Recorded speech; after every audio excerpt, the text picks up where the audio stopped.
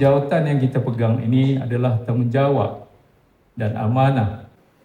Ada yang memegang jawatan sebagai CC, ada yang memegang jawatan pembunuh pengarah, tetapi masih menjadi pemimpin kerana anda adalah ketua rumah yang memimpin anak isteri dan keluarga anda.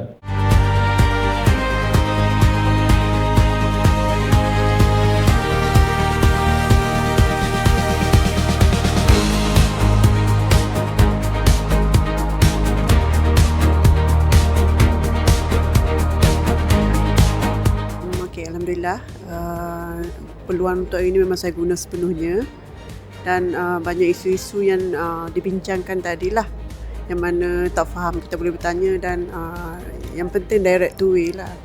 Selepas program yang dianjurkan ini, saya lebih faham lah dengan hala tuju yang telah diberikan oleh kerajaan.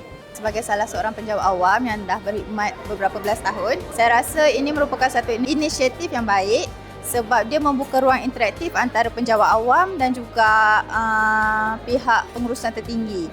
Sebab dia boleh mendengar keluhan kami di peringkat pelaksana dan juga boleh menambah baiklah dalam sektor perkhidmatan awam selaras dengan kita punya objektif ARPA.